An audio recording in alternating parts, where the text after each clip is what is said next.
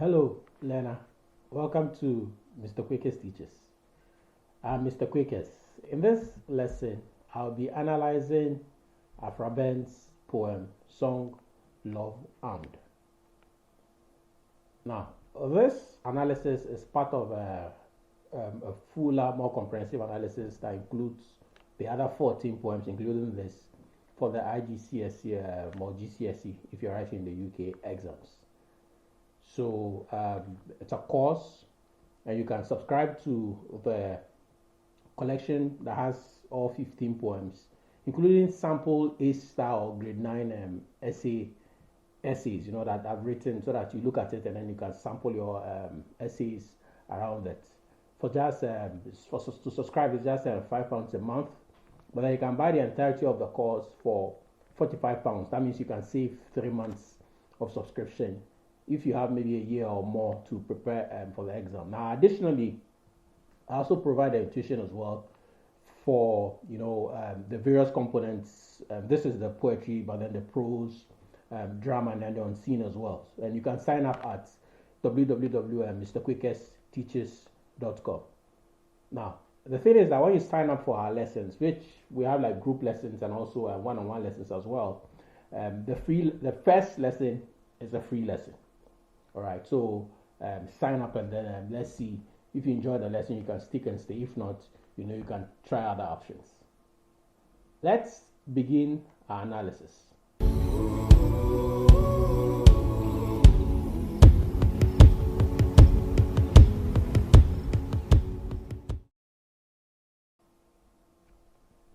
Let's begin by speaking about the poet Aphra Behn. Now, she was born on the 14th of December 1640, and then she died on the 16th of April 1689. She was an English playwright, poet, prose writer, and translator from the Restoration era. Now, the thing is that she's remembered in Virginia Woolf's The Room of One's Own, and this is what Woolf says about her. All women together off to let flowers fall upon the tomb of Aphra Behn, which is most scandalously, but rather appropriately, in Westminster Abbey, for it was she who earned them the right to speak their mind. So she's seen here, or she's spoken of here by Virginia Woolf as sort of like a forerunner of somebody who broke ground for other women to be able to enter into writing in various regards. Now let's go into the poem.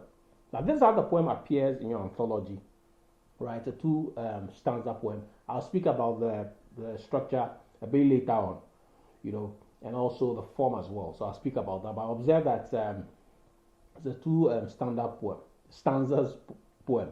Let me begin by reading the poem. Song, Love, Armed by Aphra Behn. Love in fantastic triumph sat, whilst bleeding hearts around him flowed. For whom fresh pains he did create, and strange tyrannical power he showed. From thy bright eyes he took his fire, which round about in sport he hurled. But 'twas from mine he took desire, enough to undo the amorous world. From me he took his sighs and tears. From thee his pride and cruelty. From me his languishments and fears, and every killing that from thee. Thus thou and I the God have armed, and set up a deity, but my poor heart alone is armed, whilst thine the victor is and free. So that essentially is the poem. Now, in terms of the analysis of the poem, one of the first things I want us to look at is the use of the proper noun in reference to love.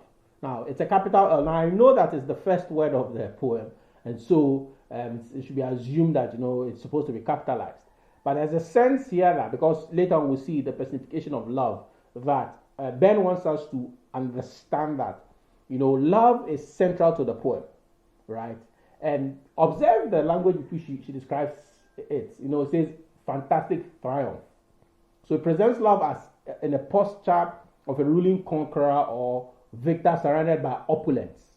Fantastic triumph. So it's like all around it, there's opulence, there's riches, wealth.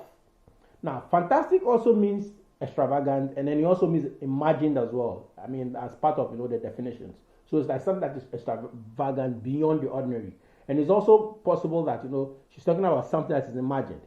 Now, observe the use of personification in the first line. and sat, love in fantastic terms. Sat. The word sat there personifies love because of verb. And then it shows that it is sitting on a throne, possibly. It may be on a chair, but possibly on a throne. Remember, because I see it as also like a king or something like that. Sitting is also a sign of authority and being relaxed. So in essence, the speaker is telling the reader that love is sitting down in authority and is very relaxed. Now, observe how love is presented. Now, in the second line, she talks about what is happening around love. And she uses two devices to do quick work or excellent work, or masterfully do excellent work. The blend of juxtaposition or contrast, and then anthropomorphism. That essentially means that you're giving human qualities to something that's not alive. Now, whilst bleeding heart around him flowed, powerfully contrasts love's relaxed state to the tormented condition of the assembled party and the Scots encircling him. Bleeding heart around him. So essentially, it's like a circle, and love is sitting in the middle. He's the point of focus. He's like the key person. Him is an anthropomorphism that humanizes love and presents him as a callous male figure. So it's like love is male, and you're going to see that when it comes to the way he deals with the female speaker and the male persona, it's quite different. Essentially, he tries to deal better, or he deals better with the male persona than the female persona. And that's because I think the use of the anthropomorphism here to personify love and present it as like a man. Now, observe also the use of vivid visual imagery as well. Flowed and bleeding provides vivid visual imagery of each of the bleeding hearts or broken hearts hemorrhaging blood that together forms a larger blood pool. So essentially, each of the hearts are bleeding. And think of them like tributaries. If you do geography, you understand what I mean. And then they all sort of coalesce or come together, almost like in different regards as tributaries, and then they form a river or essentially a blood pool. So observe the kind of words with which the speaker speaks about love and what is happening around it. Now, continues and says, from whom fresh pains he did create. Now, what does this tell us? It tells us that these bleeding hearts that are all around love is still inflicting new injuries on them. So they are injured, they are bleeding, but then he's sort of creating fresh pains for them. Now, he shows us here that love, there's something that is fundamentally wrong with love. It's almost as if love is sort of like a psychopath, because he's making the already bad conditions worse, essentially. So fresh pains also provides tactile imagery of the extreme sensitivity of their wounds. So essentially, these are wounds and they are very fresh. It's like he's able to create newer and newer pain on the individuals and cause them to suffer even more. That essentially is what we see in the third line. Now in the fourth line, he's described, personified love, and strange tyrannical power he showed reveals that the anthropomized, and personified love carried out other fearful actions. His people are bleeding around him. He's creating fresh pains, and he's even showing more wickedness, essentially. Now, this is important because he shows that it's kind of other fearful actions that present him as a tyrant, a dictator of sorts. He's a cruel and oppressive ruler. So those within his courts, even though they are suffering, he makes their pains worse. Now, after the fourth line, the speaker shifts to what happens between her and her lover. So essentially, there's a general picture of love, or there's this picture of love sitting down. People are around him bleeding, but now she turns her attention to what love does to both her and her lover. Now, from there, sees the use of the archaic second person pronoun. That essentially is a second person pronoun that signals that the speaker is speaking directly to someone else. From that, so she's speaking to somebody. Right? And she says that from that, forcibly taken, while bright eyes is an allusion to vitality. Personified love essentially forcibly takes from the bright eyes, which is an allusion to vitality, health, and excitement of personal too. The thing that he has, he takes from that. He took as far again anthropomorphism morphizes personified love and presents it as a forceful raider. Raiders are in history are like those people who forcefully come to a place and steal things from the people. So, for example, the Vikings in early English history, for example, would come in and then steal from people who live close to the coast. If you do, if you do history on Vikings, you see that. So that essentially is how love is presented here. He took his fire, from persona to essentially the speaker's love interest, male love interest. Then she now tells us what he does with what he's taking. Which roundabout in sport he hurled. So it strikingly shows that the disregard with which love toyed with what he took from persona 2.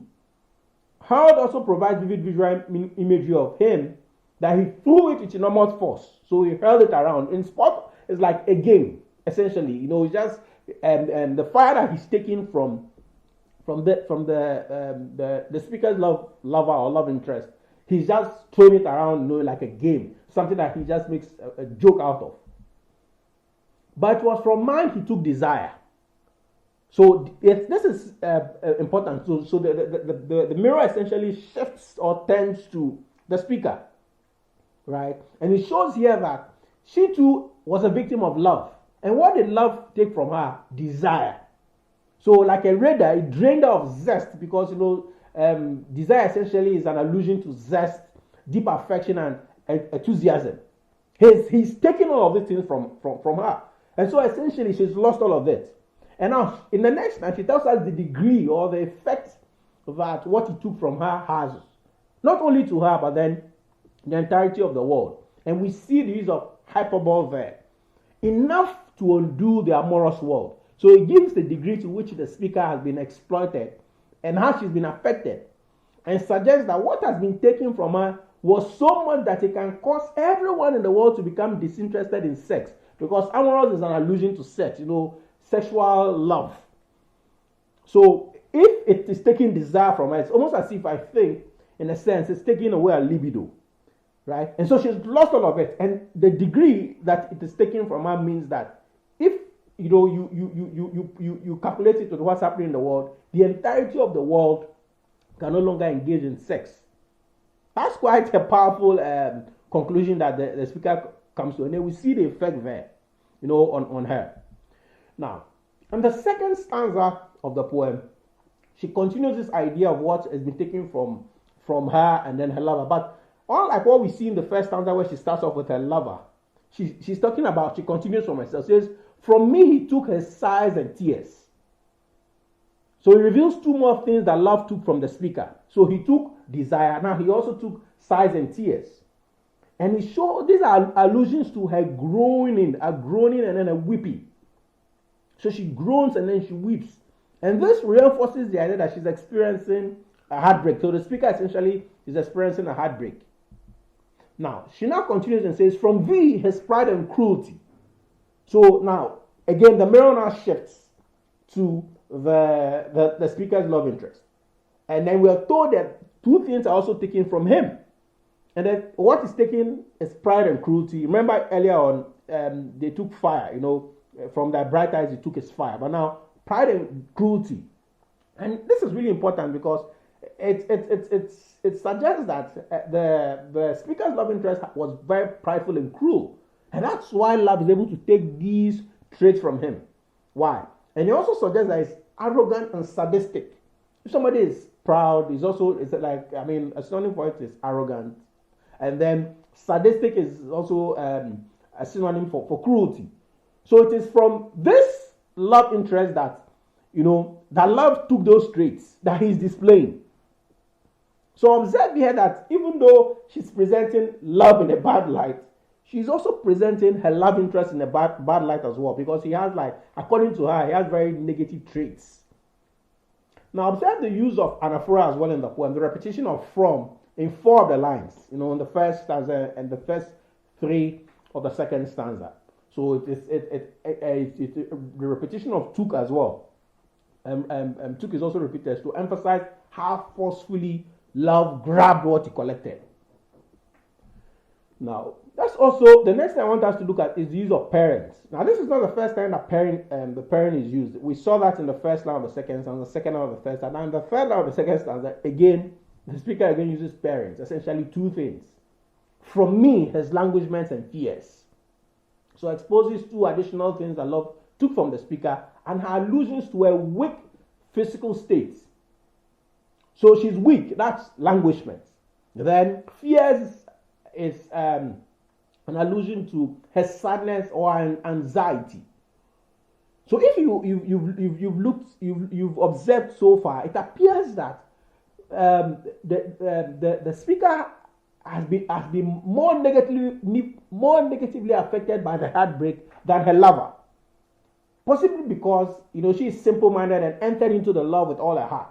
But her lover is like some cruel, sadistic, wicked guy. And that's something that usually comes about when it comes to love.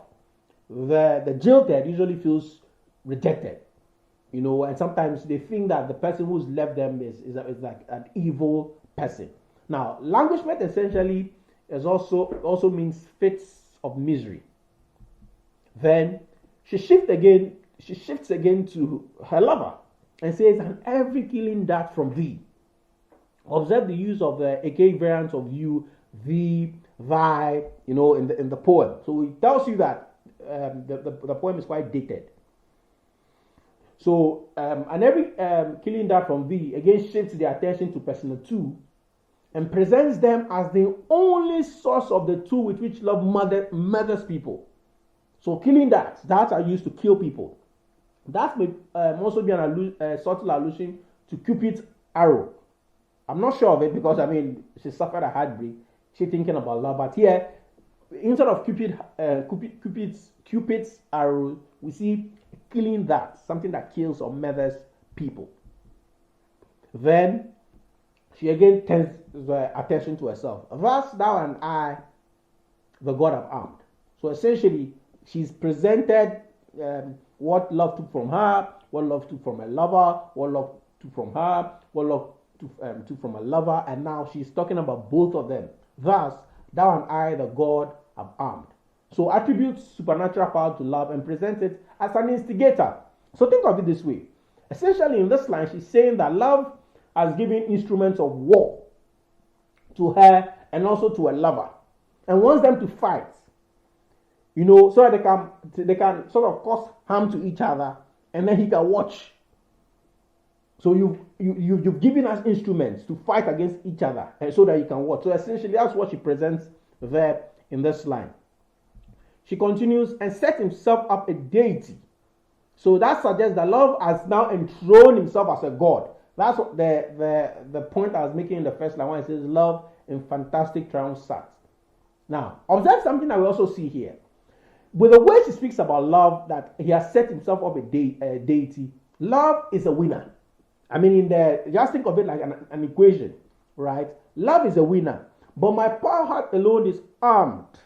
She's the only one that's armed. So it turns the focus back on the speaker, and it's a very direct detail of her claiming that she's heartbroken. But my poor heart, observe the use of the word poor there to describe her heart. It is to gain sympathy from the reader. So we see here that she's brokenhearted, she's feeling pity for herself, and she's wounded. So essentially, this speaker, if we are concluding, is a loser.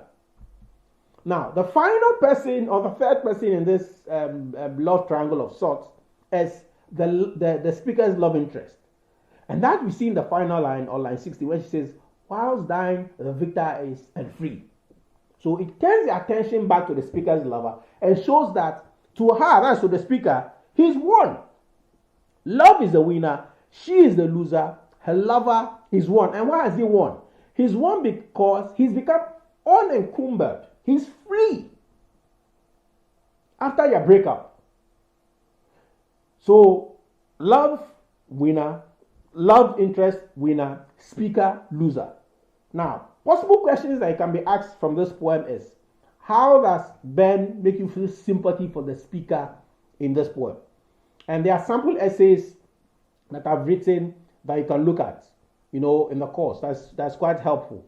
Or how does Behn make this such an unforgettable or memorable? Those are some of the questions that can come in. Or how does the writer use vivid imagery to present the heartbreak in this? So those are like multiple questions that can come. Now, in terms of the themes of the poem, love and heartbreak are themes, are key themes essentially. That if you are going to fall in love, be ready to experience heartbreak. The pains of love is another theme as well. The negatives of falling in love is another theme, and then the violence of love. So among other themes. So those essentially are the key themes of the poem. Now, in terms of the point of view of the poem is recounted with a blend of the third, second, and then the first person point of view. The third because of the use of word him, he, his, he, Second is when you look at the archaic variants of the word you, which are thy, thee, thou, thine, you, your. Those are the archaic variants. And then the first person is when the speaker is speaking about himself. So my, me, I, mine. So those are words that shows that in that instance she's speaking from her own point of view. Now, in terms of the tone of the poem, which is very, very important, we see sadness, or the tone of the speaker's tone is quite sad. It's also very revealing or honest, and then it's also heartbroken as well, among other themes.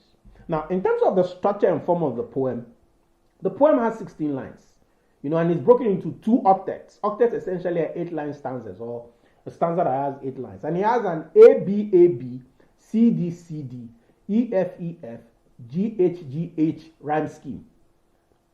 Now, what does that do? It gives the poem musicality and rhythm. So from the rhyme scheme, the reader can clearly hear the sound of heartbreak in the speaker's tone as she recounts, the effects of love on her and a lover. The poem also has 3 sentences in total. So that the entirety of the poem is 3 sentences. That creates the impression that every love relationship is made up of 3 people. Love and 2 lovers. Right? So that essentially is when you talk about the form and then the structure now of the poem. So here you have it. Aphra Behn's song Love Armed has been simplified.